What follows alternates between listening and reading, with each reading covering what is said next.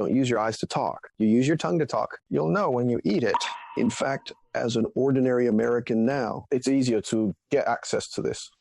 Like Chinese people, the same is true for Chinese food in reverse. Everyone can understand. If we want to know in Beijing, to learn about a country we haven't been to, maybe the most convenient way is to go to the restaurant of this country, try the food of this country, and see their decoration and some etiquette. Dining is really a business card. This is a very peculiar phenomenon. It's the same all over the world. Is it because I work in this industry? I think it's really the case for all human beings. It's actually about food. We can first learn about other cultures. So let's take a look now in the mind of an ordinary American. What kind of impression of Chinese people is left? In fact, this process is quite interesting. Twists and turns, but interesting at that time. A large number of Chinese to build the Pacific Railway, of course.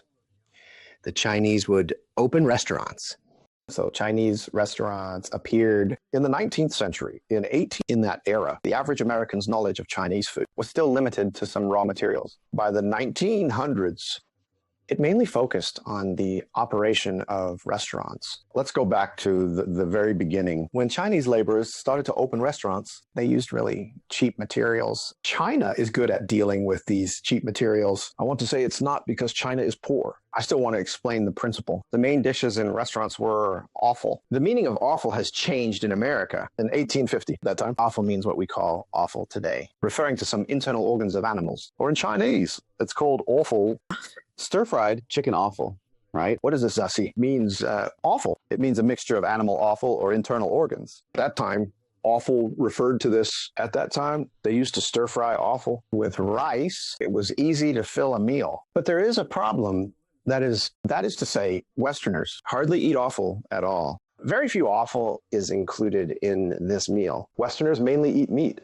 They don't eat offal. Because of this, the internal organs are cheap, aren't they? And the raw materials are cheap. Chinese cuisine is good at handling this. So when Chinese workers opened restaurants, when they opened restaurants with offal as the main food, it's cheap and delicious for Westerners. It was difficult for them, and they didn't pursue their understanding because it was eaten by but this left an impression on them. Oh, Chinese people eat animal offal, right? It's like people who have never eaten crabs, like seeing crabs. In the 1960s, the Pacific Railroad was completed. After its completion, in 1863, the Central Pacific Railroad Company began to build the western section. Chinese workers were responsible for the most difficult Nevada mountain section, created a record 16.15 kilometers, which completed the railway 7 years earlier in 1869, resulting in about 1,200 deaths. You should know that. It was very troublesome to return. The ship was in danger of life. So there are still the Chinese workers didn't come back. You know why? They didn't come back to China to do catering. So a large number of Chinese workers started to open restaurants. Chinese restaurants developed, if nothing unexpected or something. Yes, that's the thing. Because of the fast development, the culture conflict had originally, you could say that it was just a matter of the Chinese community. You love to open a restaurant. Chinese workers would eat it. But at that time, restaurants started to open, which suddenly changed people's perception. So in 1870, this saying emerged that Chinese food uses rat meat. In general, Chinese food uses all kinds of ingredients. They took a particularly disgusting material with mouse meat. This association is caused by you don't know what they dare to eat, and you don't know. Just like today or in 1981 or 1991 in the Chinese mainland, began to learn about Guangdong widely. There was a saying, right? Cantonese people eat anything. But this is not a derogatory term, right? Because in Chinese cooking techniques, everything can be made delicious. In the 1870s, such a call in the United States was actually detrimental to Chinese food. So in the case of unfavorable Chinese food, note that in 1882, the Chinese Exclusion Act, the background of the Chinese Exclusion Act was Chinese didn't go back.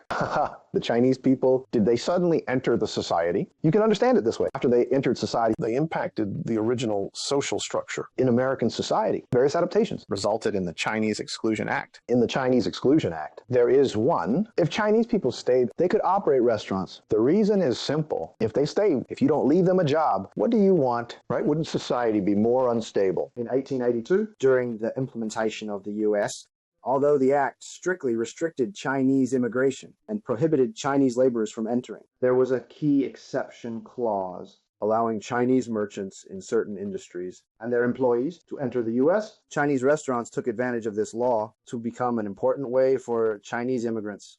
Attention from another perspective, it also promoted the development of Chinese restaurants. Do you understand? In 1880s, Chinese in America, the safest place was in restaurants. Open, manage, and work in restaurants. All the work revolves around catering. By the 1900s, Li Hongzhang at that time, of course, in American reports, he was called the premier. Li Hongzhang went to the US for a visit and was a highly anticipated event. I guess that Li Hongzhang didn't expect that. The paparazzi in the United States, at that time, there was no media in China. The reporters there, they were watching Li Hongzhang's every move.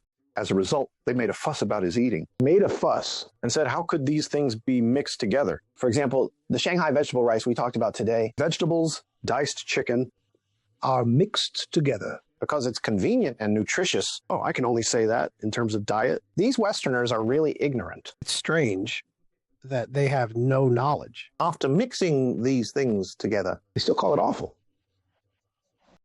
Western media reported it widely. The fact that the Chinese premier loves offal. What did Li Hongzhang eat at that time? And how it was triggered. Now, we can't find the details. For a prime minister who didn't know, media, this story spread out.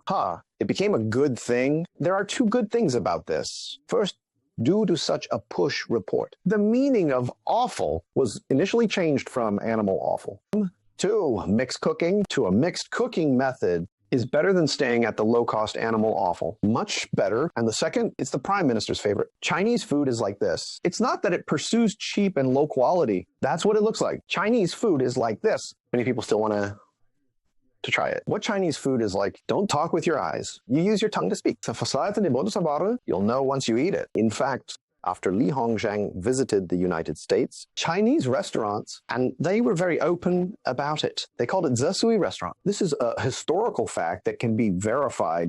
It should be Long Chichao after he went to America in 1900s. On the streets called New York, there were at least 300 or 400 restaurants. That was probably less than 10 years after Li Hongzhang's visit. Should be less than 10 years. This shows a surge in the number of restaurants.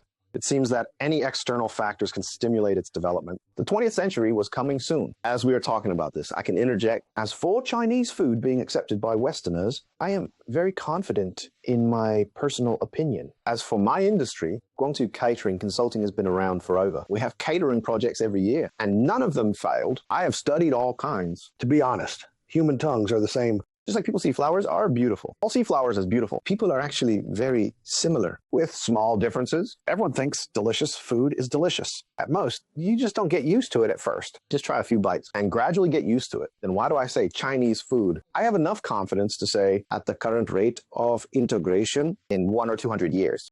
The world's first trading chair. This conclusion is drawn from history, because there is no other group in the world like the Chinese people with such a large population base after more than 1,000 years of agricultural society. So many people have worked hard to do, and so many people focus on eating. Westerners can't compare. You know, in agriculture's leisure time, right, it's different, which is different from business and trade. You can find something to do in other major categories, but in agriculture, you have to follow the rules. What do you do in your leisure time? During the leisure time, you do the cook-on and eating. I'm often amazed that in China for over 1,000 years, I'm surprised that so many people to cook in every possible way. I'm surprised so many people to sit down and eat. In an agricultural society, if something happens, you have a banquet for a few days at most, because so many people eat, and I'm interrupting like this, as Chinese food elements in the future will dominate the international cuisine.